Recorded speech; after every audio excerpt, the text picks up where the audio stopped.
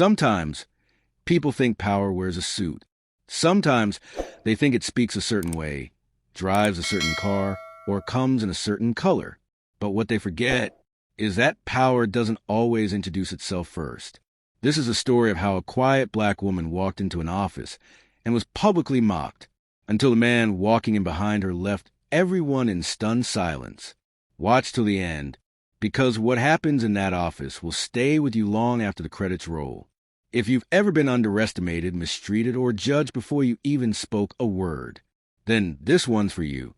Hit that subscribe button and share this with someone who needs to be reminded. Never judge a book by the color of its cover.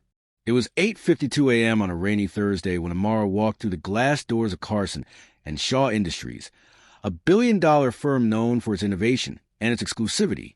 She wasn't wearing anything flashy, just a simple blouse, a modest skirt, her natural hair tied back in a puff, and a pair of worn black heels she'd had since university. But somehow, that was already too much. Ma'am," said the receptionist, an overly tan woman named Chelsea with blindingly white teeth and a mouth that didn't know when to stop. "Deliveries around the back. Employees use the side entrance. This area is for guests with appointments."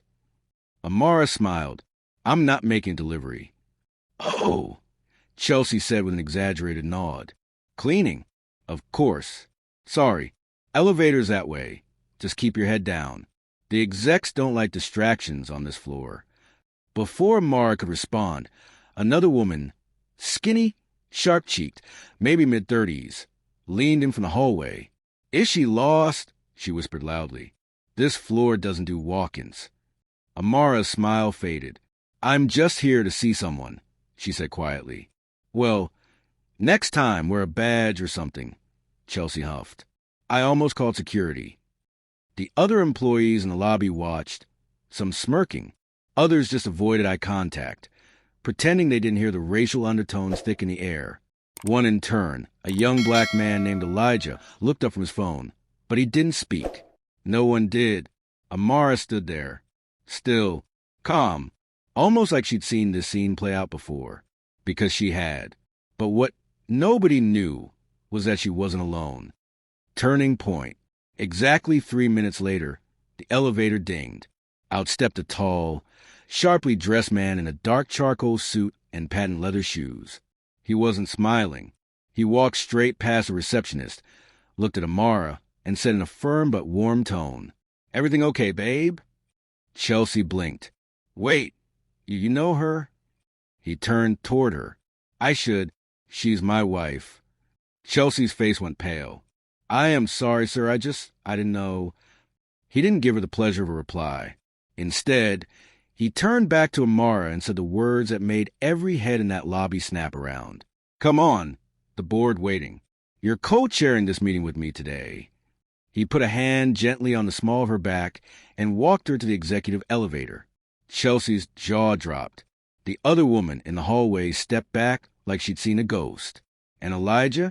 He stood and clapped. Just once. Backstory flash brief. Amara hadn't always been a CEO's wife. She met Marcus Shaw back when he was broke and sleeping in the back of his friend's gym.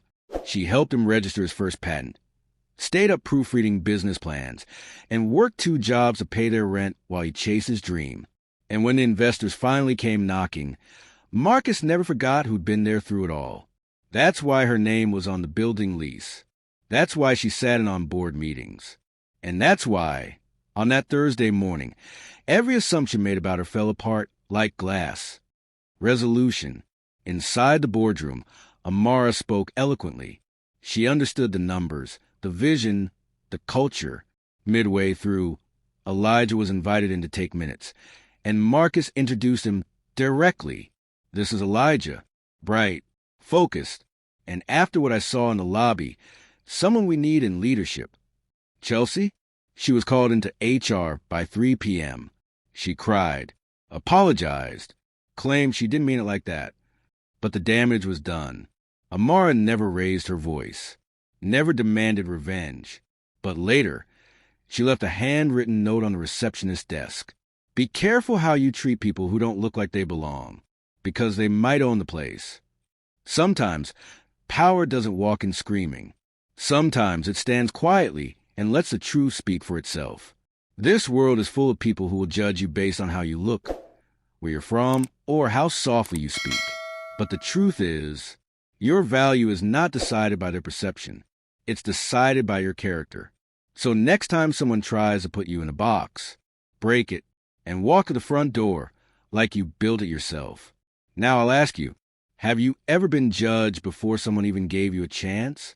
Let's talk in the comments. And if the story touched you, inspired you, or reminded you of someone, share it. Subscribe for more powerful true stories every week. And remember, kindness costs nothing, but ignorance, that bill always comes due.